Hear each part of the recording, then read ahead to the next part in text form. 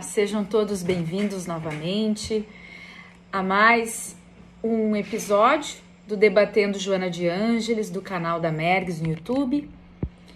E hoje eu gostaria de trazer mais uma reflexão sobre o livro Conflitos Existenciais, no capítulo sobre o alcoolismo, que é o capítulo 14, em que a benfeitora Joana de Ângeles, sob a psicografia do médium Divaldo, vai trazer os tópicos alcoolismo e obsessão, prejuízos físicos, morais e mentais do alcoolismo e a terapia para o alcoolismo.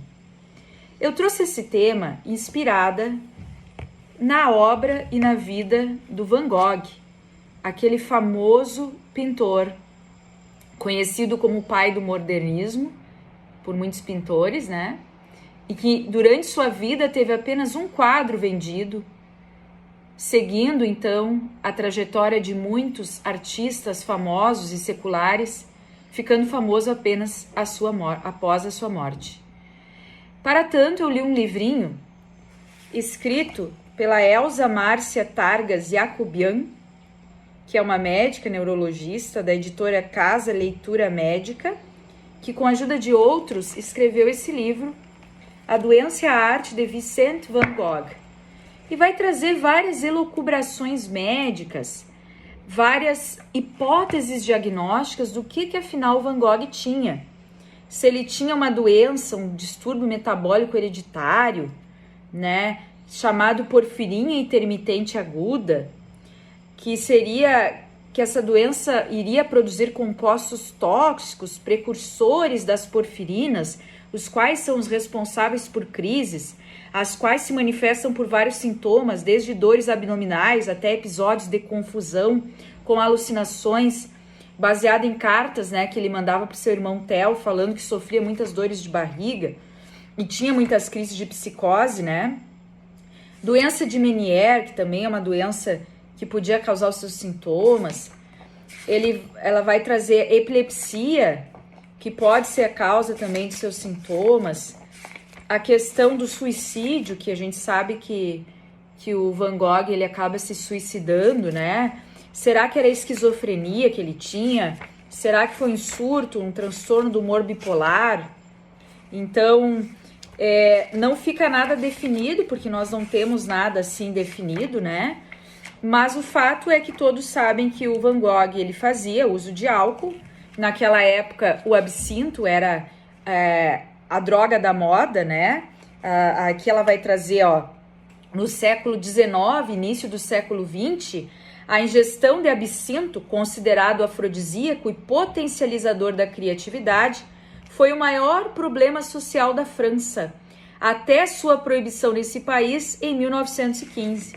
Então, Van Gogh ele vai trazer, por exemplo, no quadro Café da Noite, datado de 1888, tem ali cenas de bebida, natureza morta com absinto, Vincent van Gogh, Paris, 1887, vocês podem ver.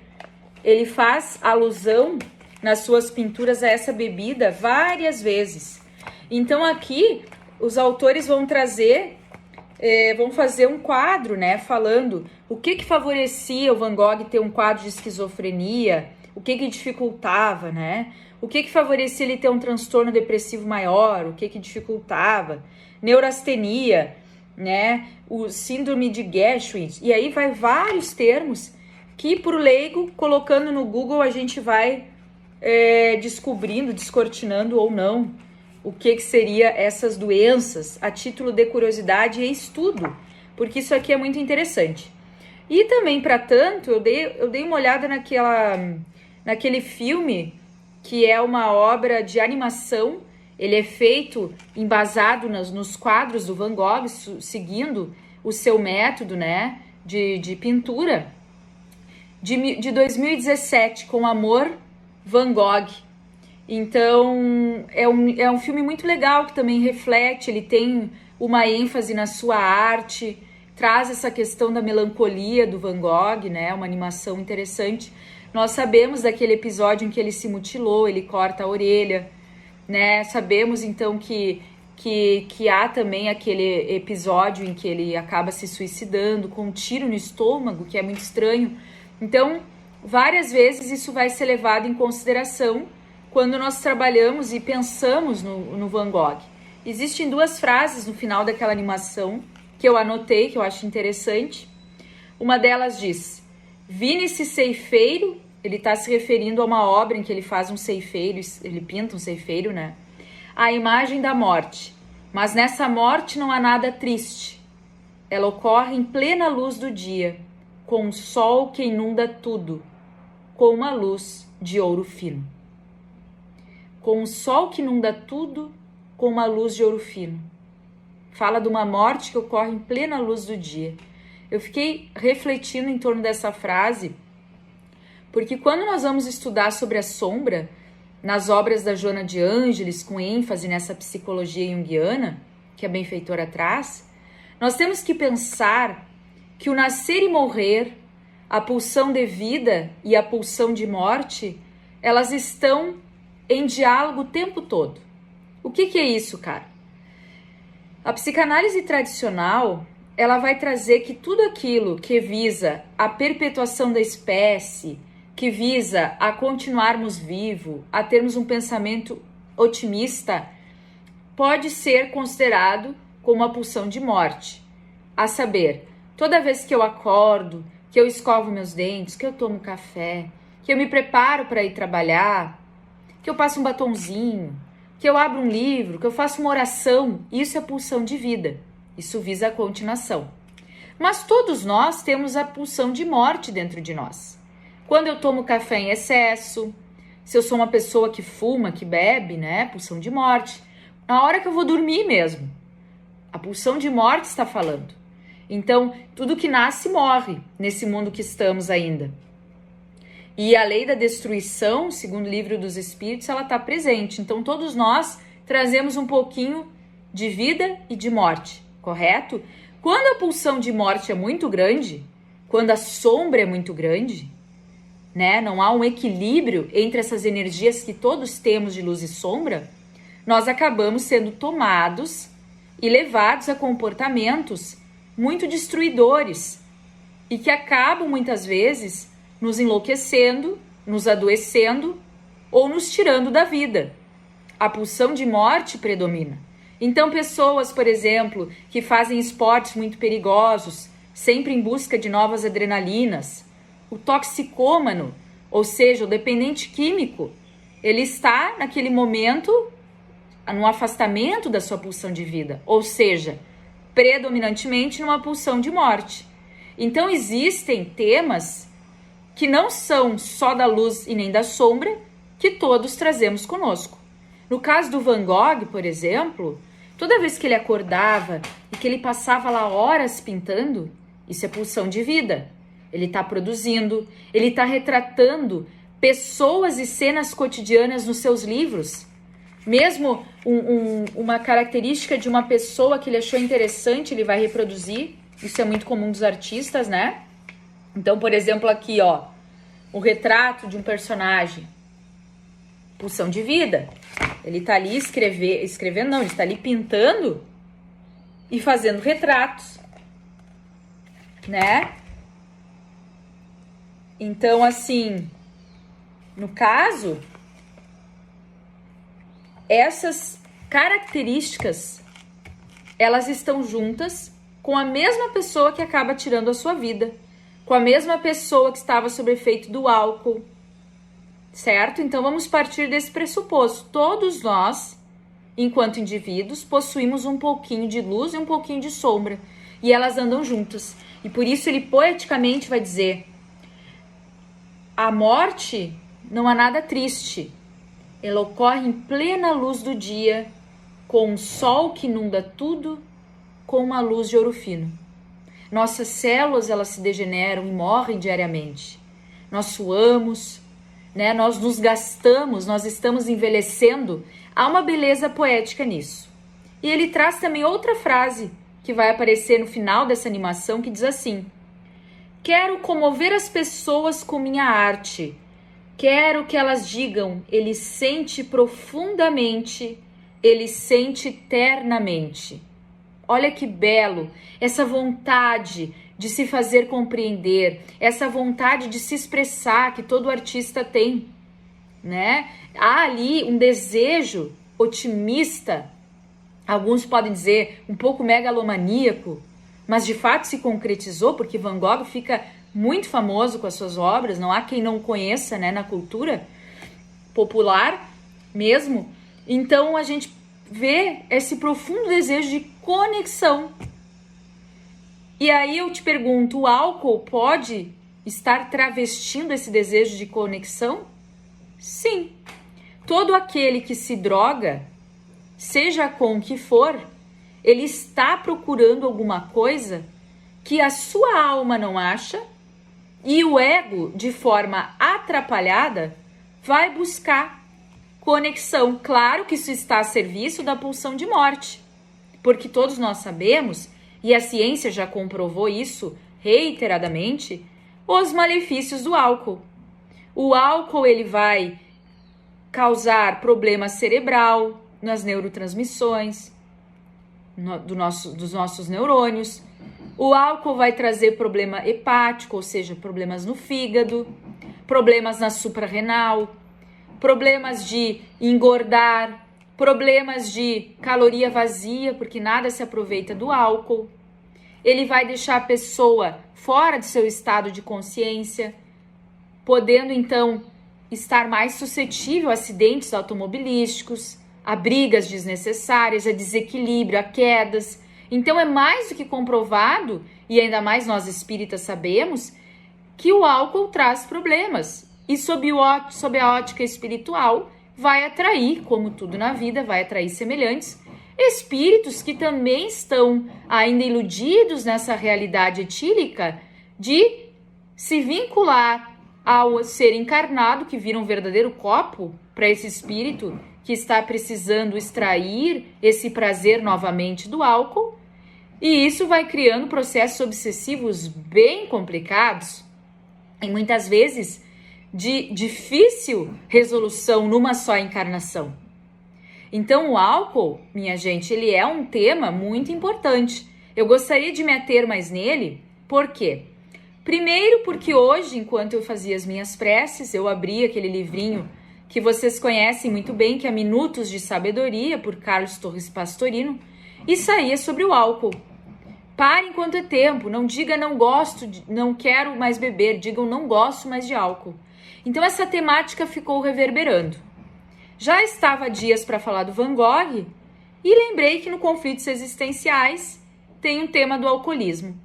E aqui nesse capítulo 14, a benfeitora Joana de Ângeles vai trazer como é subestimado esse problema na sociedade. Como fica legal, fica cool uma pessoa se embriagar no ambiente social para não se constranger, né? Para se desinibir e também para fazer parte do grupo. Então isso faz parte do ridículo humano. Nós temos todos, né, uma tendência de seguir o coletivo sem nos questionarmos. E essa é uma das tendências terríveis que ela vai trazer aqui. Vocês lembram que antigamente, algumas décadas, tinham propagandas a favor do tabagismo? Então todas aquelas pessoas de gerações anteriores, para parecerem legais, para parecerem modernas, ou mesmo pessoas independentes, adultas, elas fumavam para aparentar ser aquilo que de outra forma não conseguiriam. É como se fosse uma linguagem. Da mesma forma o álcool hoje em dia. O tempo do progresso foi chegando e as pessoas foram cada vez mais vinculando o cigarro ao câncer de pulmão, as doenças, as mais diversas, né, vasculopatias, dependência química, física, terrível de parar. Então, cada vez menos se fala, embora ainda exista. As caixinhas de cigarro, elas são obrigadas a botar a propaganda dizendo, isso aqui causa dependência, causa câncer de esôfago, câncer de garganta, câncer de pulmão, doença de falta de ar, de DPOC, né, enfisemas. Então, hoje em dia se fala mais, menos divulgação, ficou até ilegal. Antigamente se fumavam nas festas, nos restaurantes. Imagina que absurdo hoje em dia pensarmos. Então, hoje em dia, o álcool já ocupava e ocupa ainda mais esse espaço.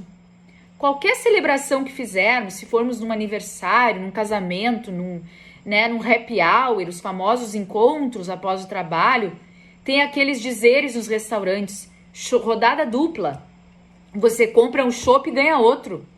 Você compra uma caipirinha, ganha outra. Você compra um gin, ganha outro, gin tônica, certo? E o que acontece? Isso estimula que nós não degustemos aquela bebida, que por si só ela já não é benéfica para a saúde, né? É sabido que o nosso corpo não tem possibilidade real de aproveitar aquilo como algo bom para o funcionamento. Pelo contrário, é visto como uma droga realmente para o fígado. Então nós usamos de forma a nos embriagar, a sair de si, como uma fuga espetacular da realidade.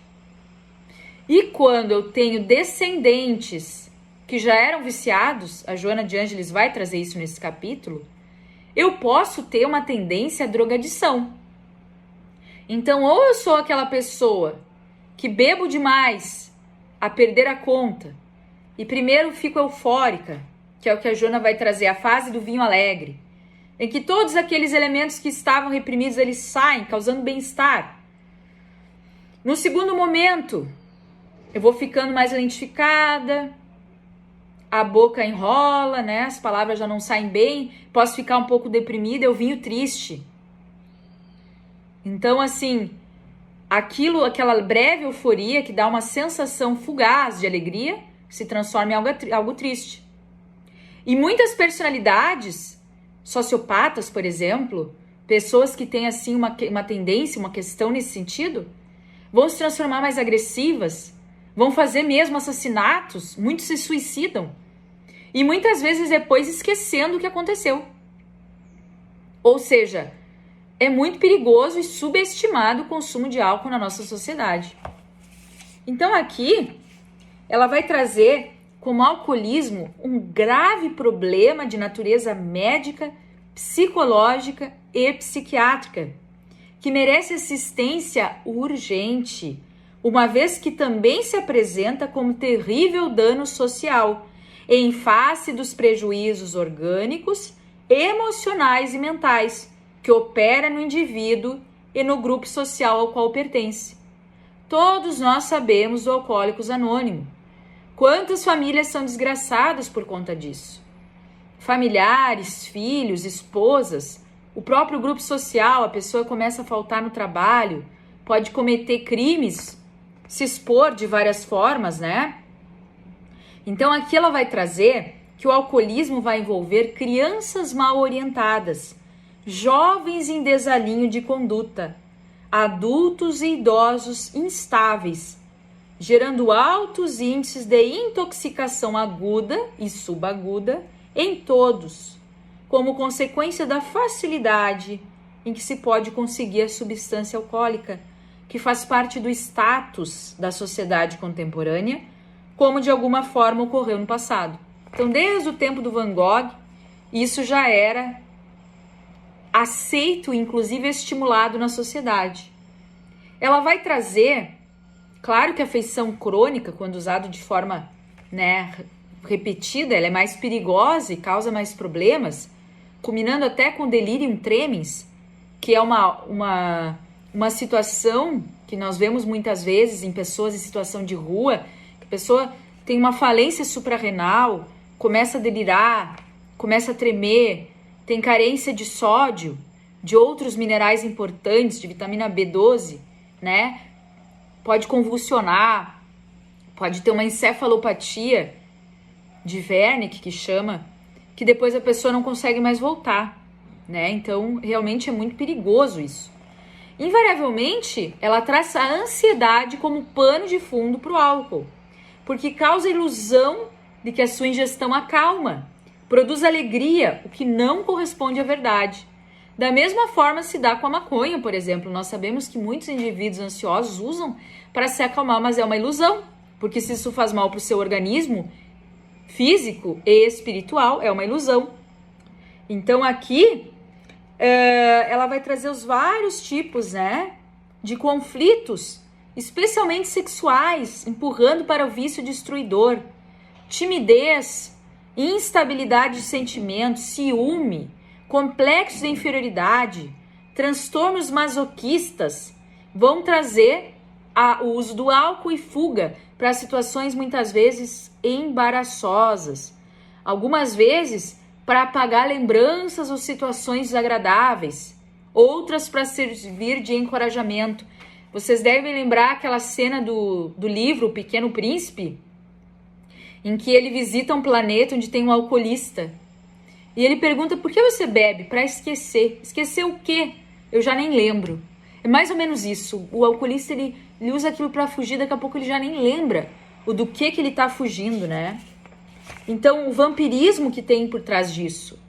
O vampirismo espiritual, muitos espíritos se utilizam dessa debilidade nossa, dessa tara por fuga, por prazer sensorial, que só nos engana, para realmente nos desvirtuar e se utilizar dessas energias anímicas.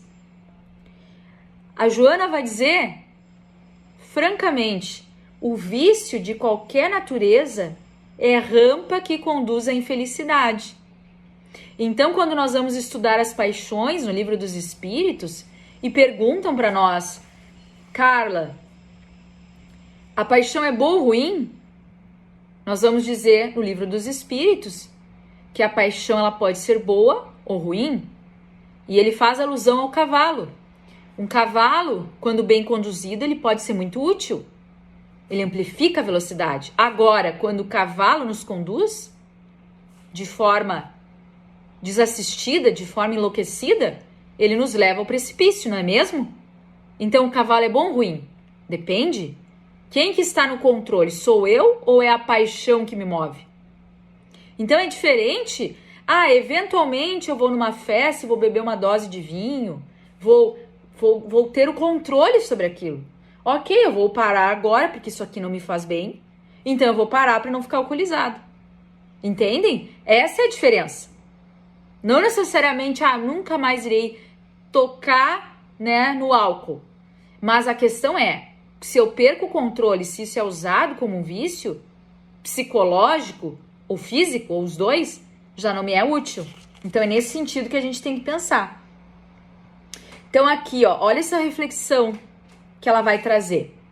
Considerando-se a falta de estrutura dos valores éticos na sociedade odierna, determinados comportamentos que deveriam ser considerados como exóticos, quando não perturbadores e censuráveis, assumem respeitabilidade e passam a constituir-se modelos a serem seguidos pelas personalidades dúbias. Ou seja, era de se questionar a rodada dupla, o excesso de drogadição. Mas a gente, né, acaba respeitando já que todo mundo faz. Essa falta de questionamento é muito perigosa e dolosa ao ser que quer se individuar. Então é muito sabido que tem muitos malefícios, sim. Qual é a terapia? Ela vai trazer os recursos psiquiátricos, psicológicos, orientação social, com o propósito de auxiliar o paciente na recuperação.